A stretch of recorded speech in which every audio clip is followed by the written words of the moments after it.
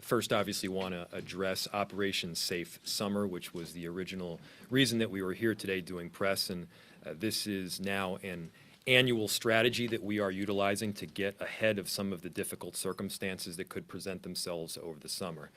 First, I want to say how grateful I am both to our Minneapolis police officers, the extended Office of Community Safety, as well as our multi-jurisdictional team, because they've been working tirelessly to make sure that we are driving down crime. And yes, we're seeing results. There are a number of different causes for an increase in crime and a decrease in crime.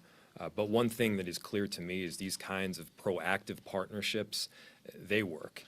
You don't need to take my word for it. You can take a look at the numbers. Crime is significantly down in most every major category, in most every neighborhood throughout the city, and we need to keep that trajectory going. And so this strategy that we're utilizing right now is built around getting guns off the street. It's around keeping people protected and making sure that we're doing everything possible ahead of time to prevent some of these violent crimes from happening before they start. And while we are making progress, we also know that that progress can be fragile.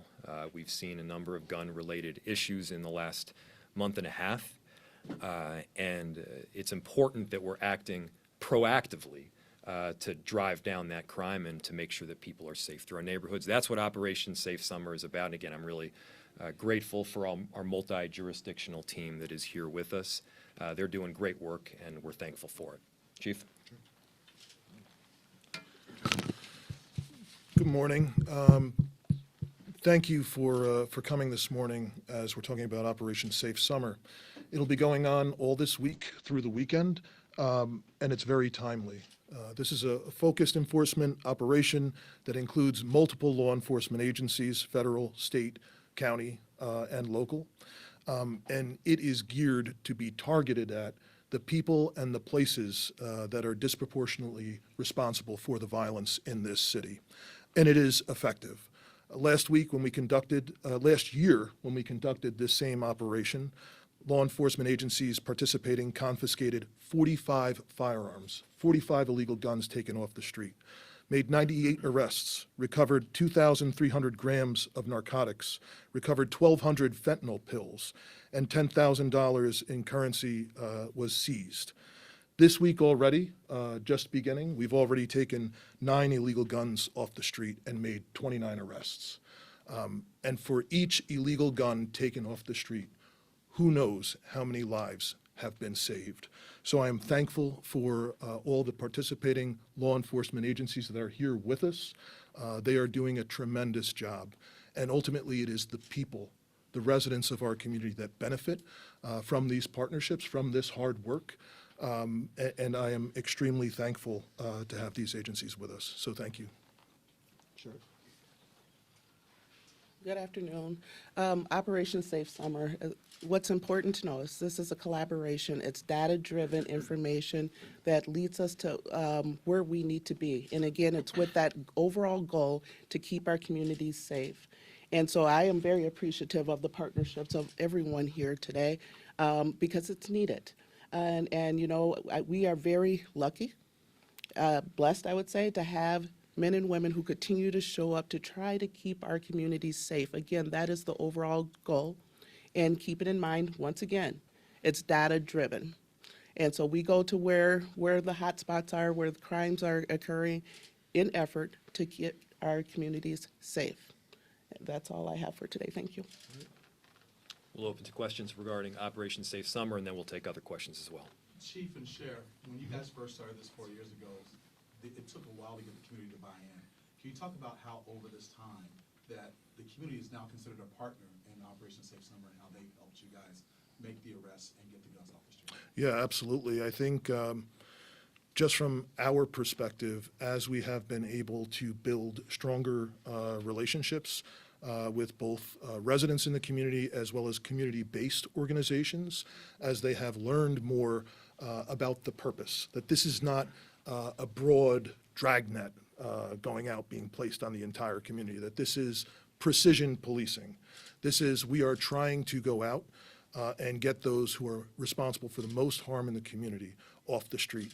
And there has been more and more support, as you have mentioned.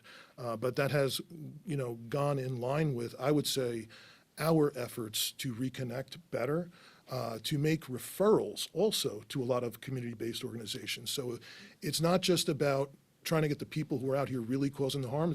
It's also about, folks who are out here who are very much at risk, trying to connect them with some of these community-based resources that are here so that we can do some prevention work at the same time. So I know a very, very basic need our residents have is to feel safe. And I know the success of these types of operations has been felt in North Minneapolis for sure. And so I think it's because of the success, because of the outreach, and because of the engagement that we've done, that there has been more and more support from the community, and I think the results speak for itself. Are there any, oh, sorry. No, go ahead. No, I would just add to that too, and that is a big part of it. We have to address the lack of trust that some communities have. We also have to listen to the people who are asking for help. We know that there's a more in-depth term when we talk about community engagement. It's not just good enough to show up and drive through the streets and know what block you're on, but who's working at those businesses, who's owned those businesses, who lives in this home, who owns those homes. People, because of all of the work that's been done, the proactive work of community engagement, I believe that that is a part of what's helped us get to a better place. We know that there's a lot more work to do, but that was the missing piece, being involved with the communities, not just showing up and responding to calls, but being proactive and building those relationships, sustainable relationships. For too long, it was responding to things after they happened did not work. And so making sure that everybody has that understanding of what it means to build and sustain relationships, which means trust, is imperative. And so I think that is, again, a result of what we're seeing, where the community is asking us for help. And we're happy to be a part of those communities.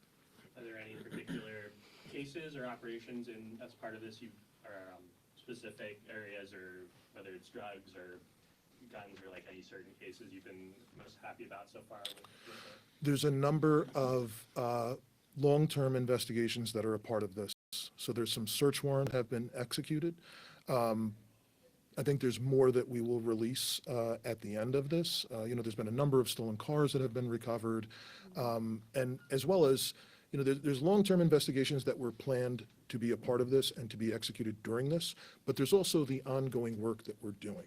So as things develop with our investigators in other cases, and then there is a need to make an apprehension, that also will fall under this. So there's a lot, and we'll release the results at the end. And when does it go through? I wasn't sure the timeline. Saturday night Okay, through so bar it's- close. It's a 1 week thing? 1 week, yes. You're doing this for the past 4 years now. Obviously, situations evolve and things change over those 4 years. Every year, there's different things I would assume that you look at. Is there a situation this year coming into this year saying, we need to be paying attention to this in this area or this specific situation is what we're focusing on for this specific week? It is individual people. So that is dominated by individual people who are currently out here causing harm. So that is how it changes. It changes as well as, where the current hotspots of serious street crime and violence are, and they have varied over the last few years.